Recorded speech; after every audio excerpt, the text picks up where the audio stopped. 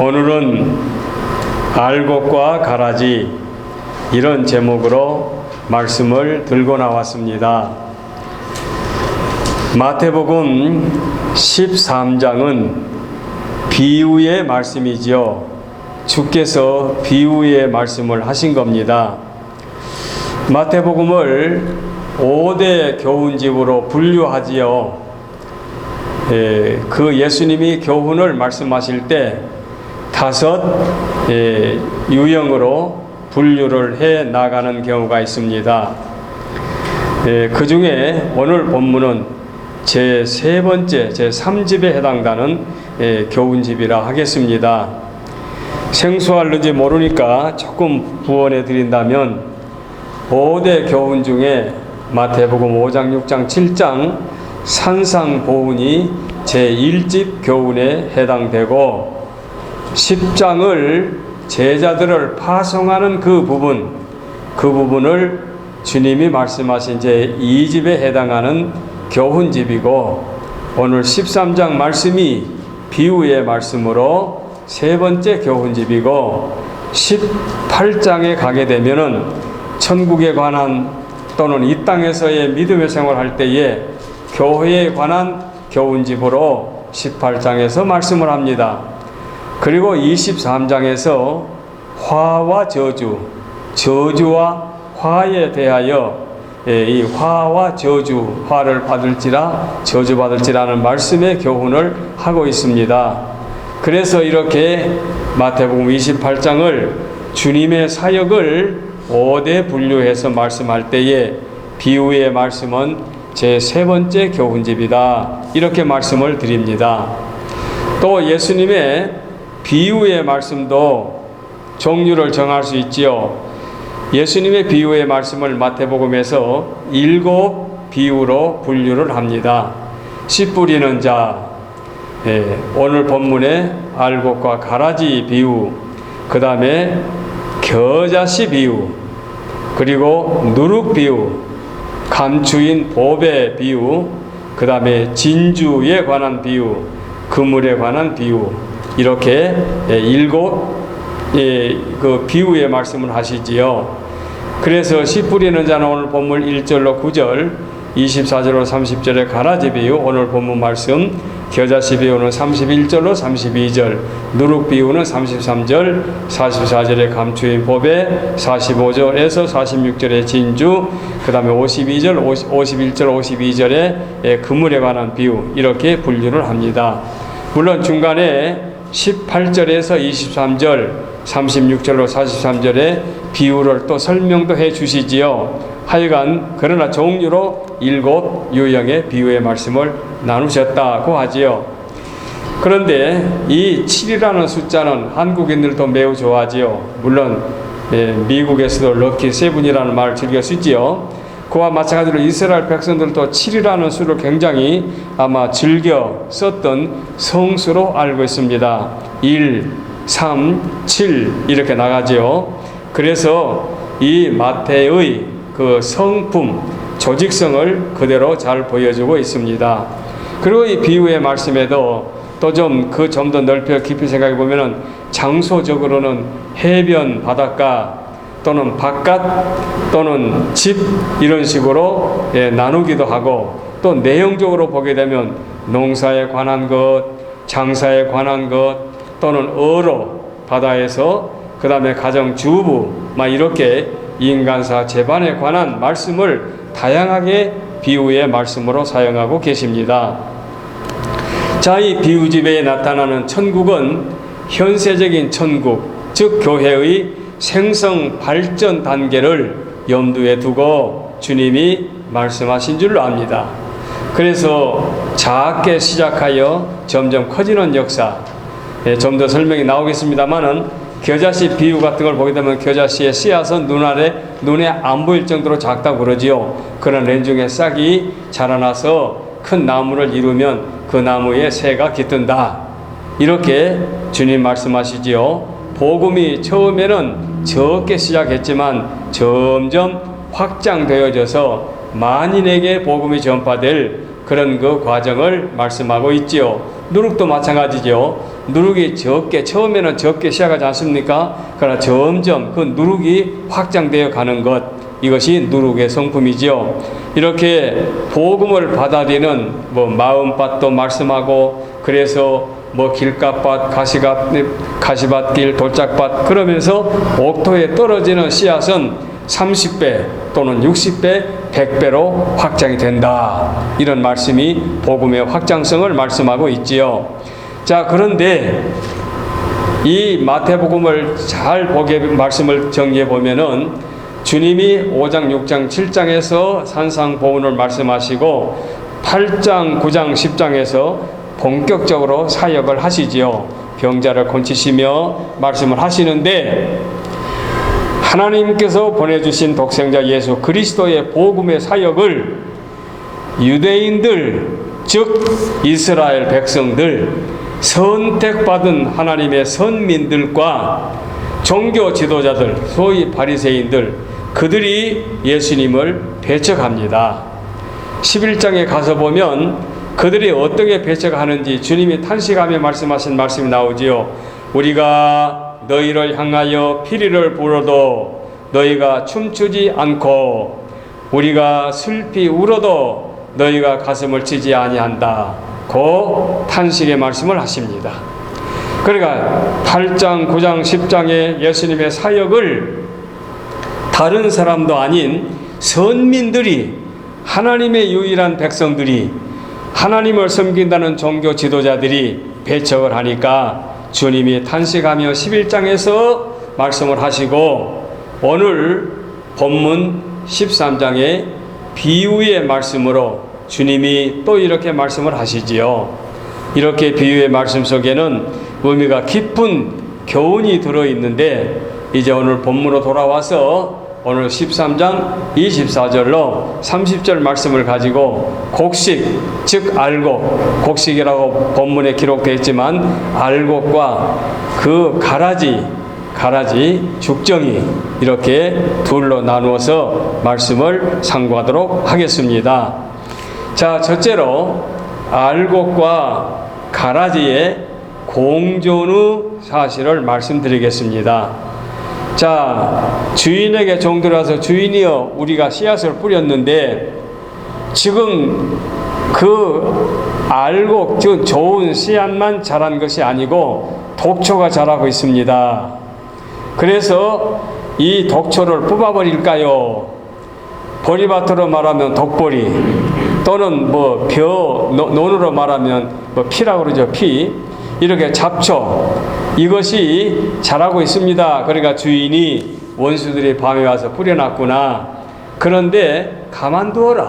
언제까지? 다 자랄 때까지.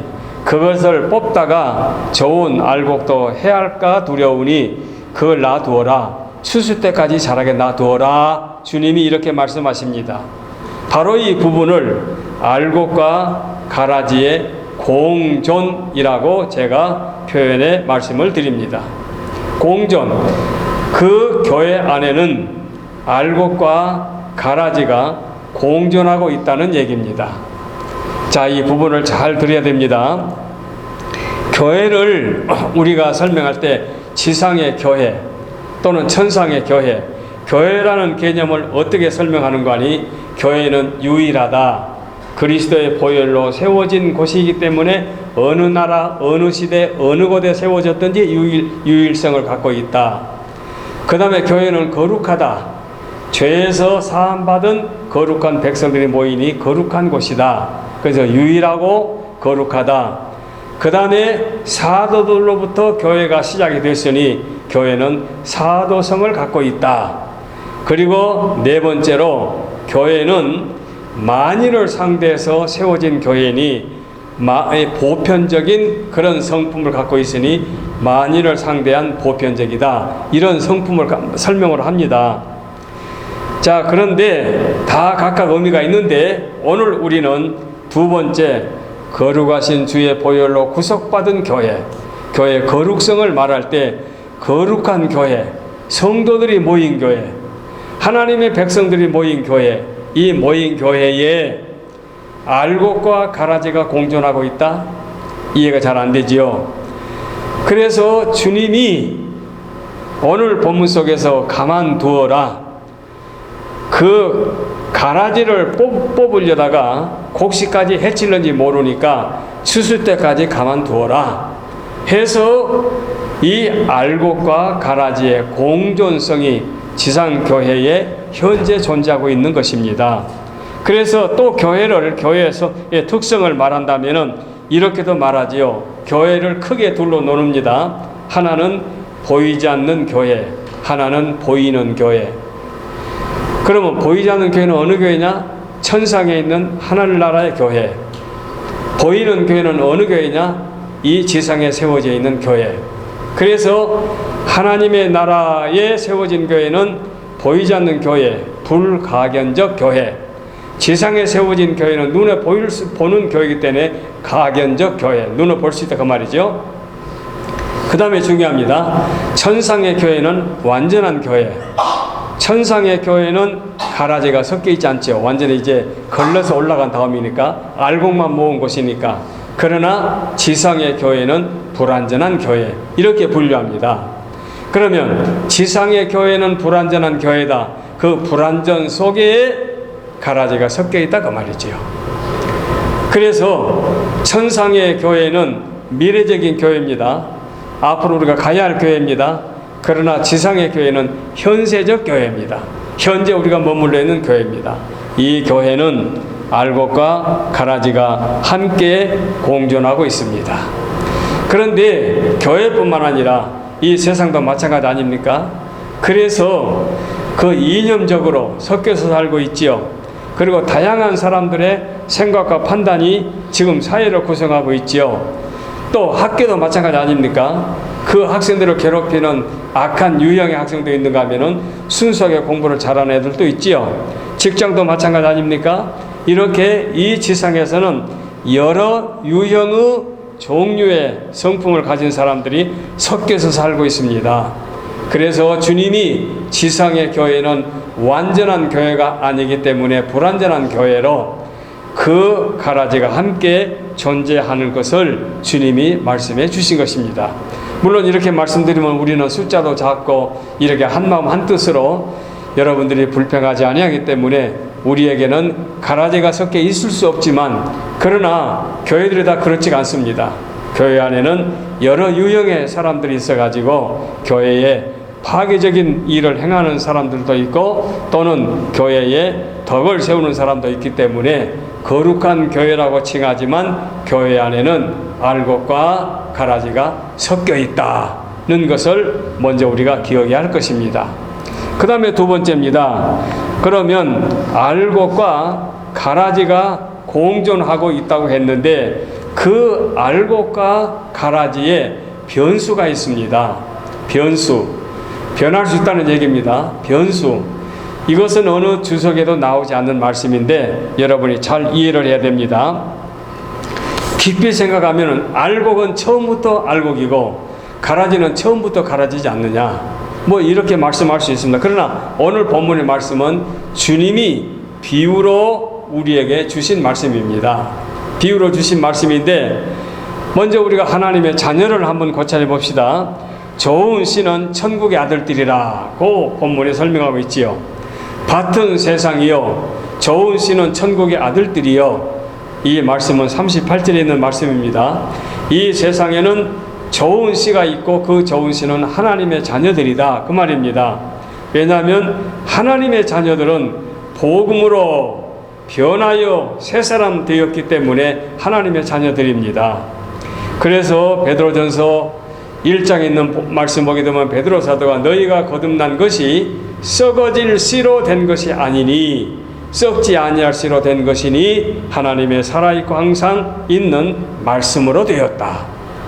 말씀이 하나님이고 말씀이 성령이고 말씀으로 우리가 변화되었으니 우리는 거룩한 하나님의 자녀들임에 틀림이 없습니다. 거듭났다 이 말은 죄인의 자리에서 그리스도의 보혈로 새 사람이 되었다 그 말씀이죠. 이제 하나님의 자녀들은 거듭나 새 사람이 됐습니다. 저와 여러분들은 옛사람은 죽고 이제 변하여 새 사람이 되었습니다. 그래서 하나님의 자녀가 된 것입니다. 바울 사도도 고린도전서 7장에 너희 몸은 너희가 성령의 전인 줄 알지 못하느냐. 너희는 너희의 것이 아니라 값으로 산 것이 되었으니 그런즉 너희 몸으로 하나님께 영광을 돌리라. 그 말씀하고 있습니다. 이제 값으로 사셨으니 그리스도의 보혈의 값, 예수님의 목숨으로 우리를 죄에서 구속해 주셨으니 이제 우리는 우리 것이 아니라 하나님의 것, 하나님의 자녀, 성령의 전이 바로 우리들이지요. 그래서 우리는 하나님께 영광을 돌리라. 이것이 거룩한 무리들의 그야말로 특징이고 구별된 백성들의 설명입니다. 그리고 마귀의 자식들 한번 생각해 봅시다. 마귀의 자식, 가라지입니다. 가라지. 가라지는 마귀가 찾아와서 곡식밭에 가라지를 덧뿌렸다. 이것이 본문에 나온 말씀이지요. 가라지는 악한 자들의 자식들이지요. 가라지를 심는 이는 원수 마귀고 마귀가 심는 씨앗은 가라지입니다. 가라지를 심는 원수는 마귀지요. 그런데 주님은 바리새인들을 향하여 아버지가 마귀라고 말씀하고 있습니다. 예수님 당대에 예수님의 성역을 방해하고 반대하고 배척하고 비방했던 자들을 향하여 그들의 아버지가 마귀라. 그러면 마귀의 자식들이죠. 바리새인들이 그 당시 마귀의 자식들입니다.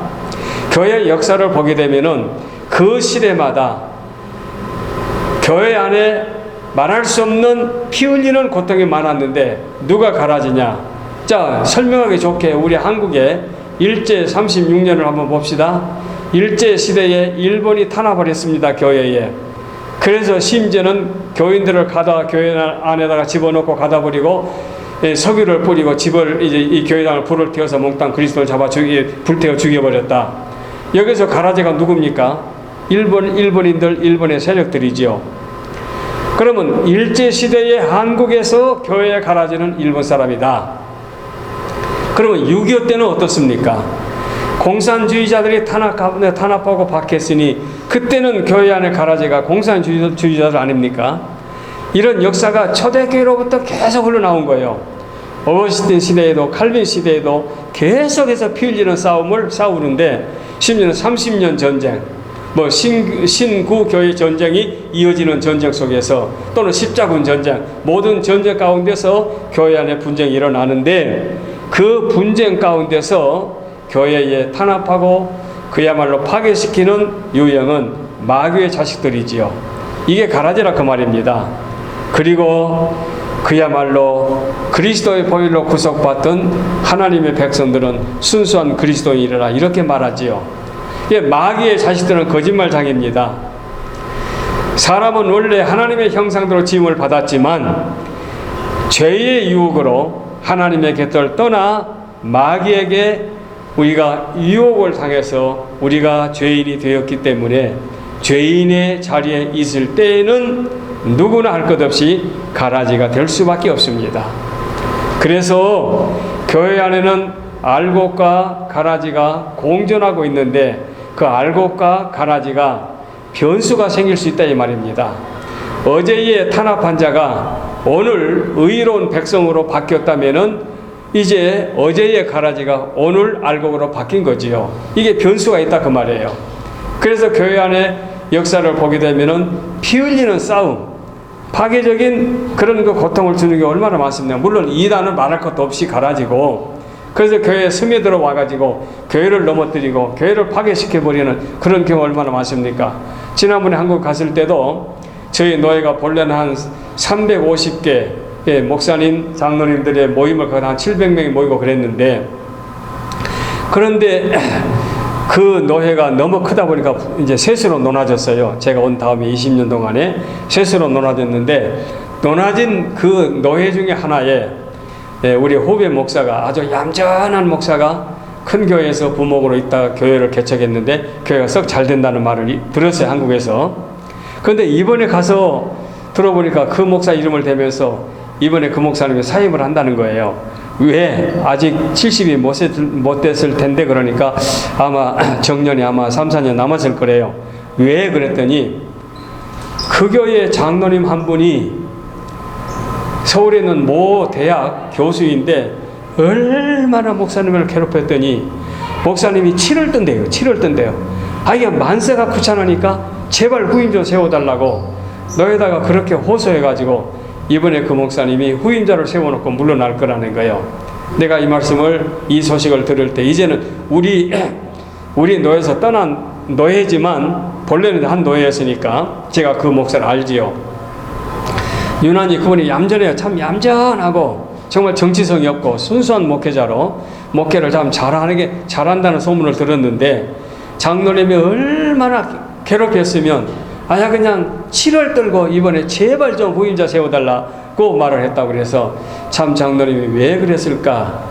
대학 교수, 내가 대학 이름을 대면 여러분 알 수 있는 종합대학인데 그런 그 대학 교수쯤 됐으면 목사님을 좀 섬기고 목사님을 받들지 왜 그랬을까? 그런 안타까운 이야기를 제가 듣고 왔습니다. 이런 식으로 교회 안에는 분쟁이 일어나고 그 분쟁 속에서 가라지가 될 수도 있고 알곡이 될 수도 있는데 이게 교회에서는 변수가 된다 이 말입니다.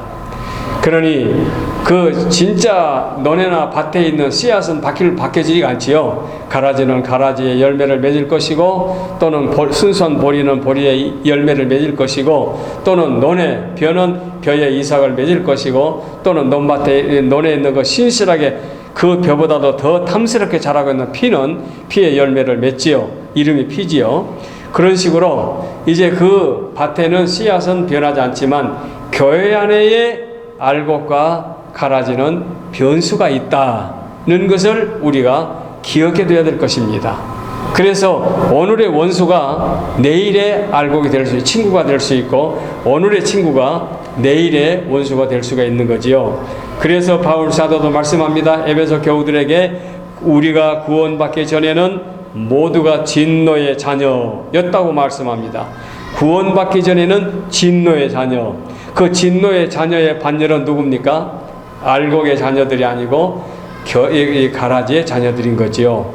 그때에 바울사도 말씀을 성경 구절을 읽습니다. 그때 너희가 그 가운데 행하여 이 세상 풍속을 쫓고 공중의 권세 잡은 자를 따랐으니 곧 지금 불순종의 아들들 가운데서 역사하는 영이라.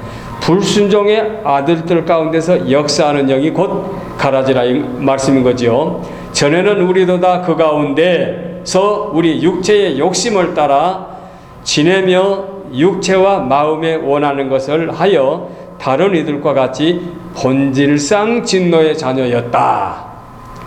본질상 진노의 자녀였을 때 바로 그때는 가라지와 같은 존재다.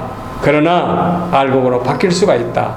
제가 오래전에 그런 말씀도 드렸죠. 어느 믿지 않는 집안에 완고한 집안에 크리스찬 며느리를 봤습니다. 근데 그 며느리가 깐깐하게 신앙을 양보치 않는 거예요. 그래서 처음에는 작게 탄압을 하다가 점점점 심하게 탄압하면서 이제는 구타까지 해가지고 거반 죽을 적에 얻어맞을 정도로 이제 며느리를 구타했습니다. 며느리가 너무 이제 많이 상처를 입고 죽게 되는데 병원에서 죽어가면서 나는 남편을 비롯한 시부모님을 원망하지 않습니다. 나는 이제 죽어도 여한이 없습니다. 하나님의 나라 갑니다. 천국에 갑니다. 나는 소망이 있기 때문에 두렵지 않습니다. 내가 간절히 바라는 것은 우리 사랑하는 가족들이 나와 같이 예수 믿고 천국에서 만납시다. 이렇게 마지막 유언을 남겼고 그 가족들이 그 말을 그 전까지는 그렇게 반대하고 그렇게 탄압하고 그렇게 굿다했는데 그 말 한마디에 녹아져 가지고 그 집안 식구들이 크리스찬이 되었다.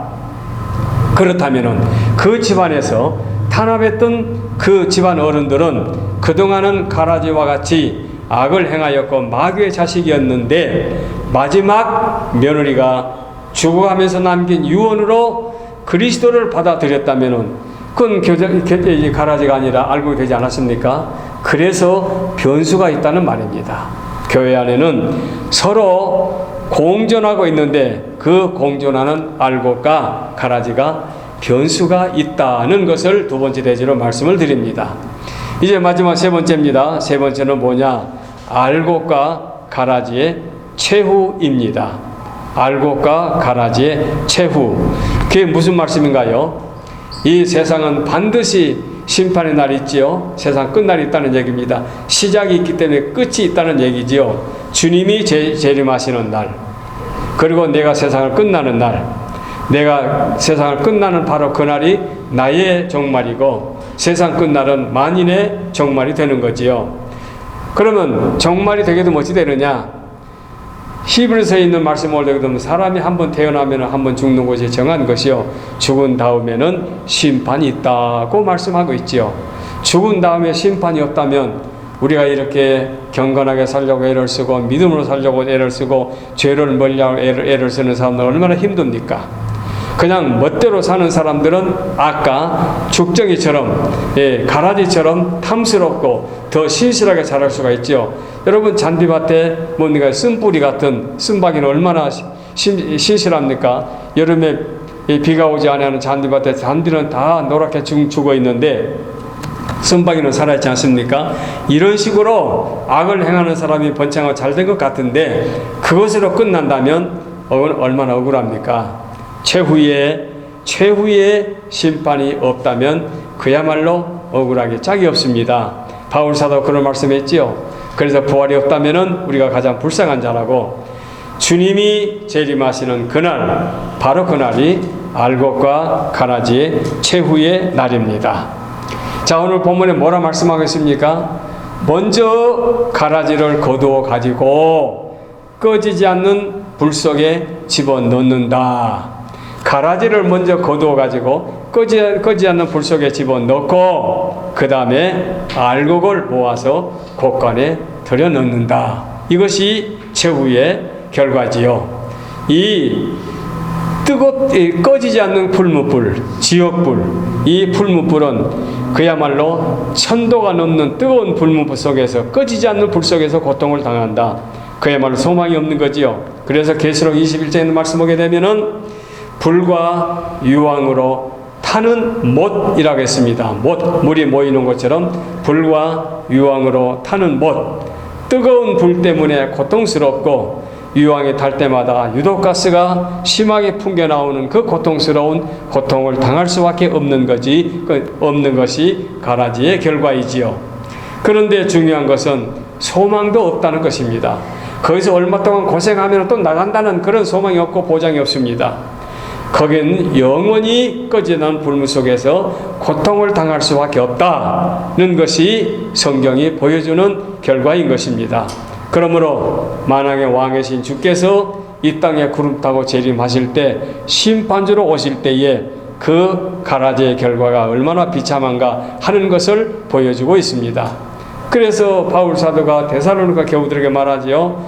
주님이 마지막 구름을 타고 올 때에 재림주로 오실 때 주의 천사들과 함께 와서 모든 사람들, 죽은 사람이나 산 사람 함께 들림을 받아가지고 그 사람들 선악간에 이제 심판을 한다고 말씀하고 있지요. 바로 이 최후의 날 심판주 앞에 우리가 설 때에 우리가 어떤 사람이 되어야 되겠느냐. 이제 말씀을 다 정리하겠습니다.